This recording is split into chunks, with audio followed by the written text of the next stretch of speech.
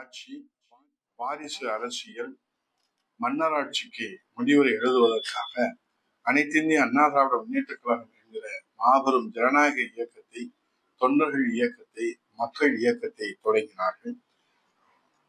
புரட்சித் தலைவர் எம்ஜிஆர் அவர்கள் அனைத்திந்திய அண்ணா திராவிட முன்னேற்ற கழகத்தை ஆட்சி கட்டிலே அமர்த்தி, அவர் மறைவுக்கு பிறகு தமிழர்குல சாமி இதய தெய்வம் புரட்சித் தலைவி அம்மா அவர்கள் தன்னுடைய உழைப்பால் இந்தியாவிலே 3வது மாபெரும் இயக்கமாக அனைத்து இந்திய அண்ணா திராவிட முன்னேற்ற கழகத்தை வளர்த்தெடுத்தார்கள். இந்த மாபெரும் மக்கள் இயக்கம் 52 ஆண்டு காலம் இதிலே வெற்றி பயணத்திலே அனைத்து இந்திய அண்ணா திராவிட முன்னேற்ற கழகத்திலே அறிமுகமானவர்கள், அதிகாரம் பெற்றவர்கள், செல்வாக்கு பெற்றவர்கள், வாழ்வு பெற்றவர்கள், வசதி பெற்றவர்கள் பல லட்சக்கணக்கானவர்கள். ஆனால் இதிலே எதையுமே எதிர்பார்க்காமல் தலைமுறை தலைமுறையாக உழைத்து கொண்டிருப்பவர்கள் கோடிக்கணக்கானவர்கள்.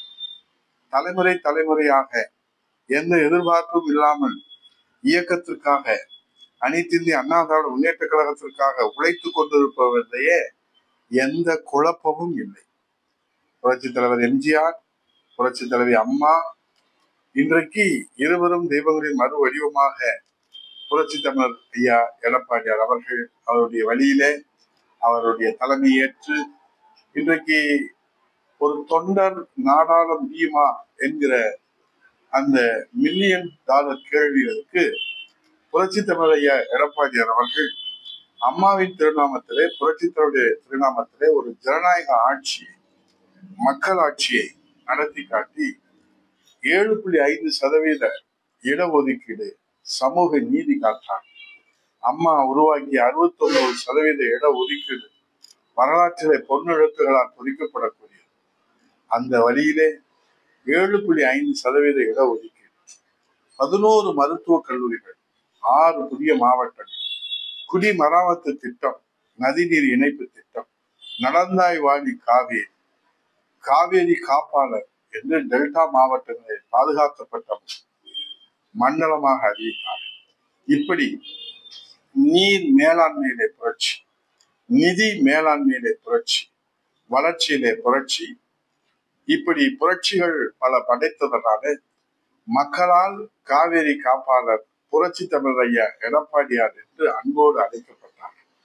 எத்தனை எத்தனை சவால்கள் வறட்சி வந்தாலும் அதிலே புரட்சி படைத்தார் புரட்சி தமிழர் ஐயா எடப்பாடியார் அவர்கள். புரட்சி தமிழர் ஐயா எடப்பாடியார் அவர்கள் கொரோனா தொற்று, கோவிட் நோய் தடுப்பதிலே இந்தியாவிலேயே ஒரு மக்கள் பாதுகாப்பு அரணை ஏற்படுத்தி மக்களை பாதுகாத்தார் என்று பாரத பிரதமர் அவர்களால் இந்த தாய் தமிழ்நாட்டு மக்களால் பாராட்டப்பட்டார். வளர்ச்சி திட்டங்கள், கட்டமைப்புகளை உருவாக்குவது, தொலைநோக்கு திட்டங்கள் புரட்சி தமிழர் ஐயா எடப்பாடியார் அவர்கள் பார்த்து பார்த்து வாரி வாரி வழங்கி ஒரு வரலாறு படைத்ததை நாம் யாரும் மறுக்க முடியாது.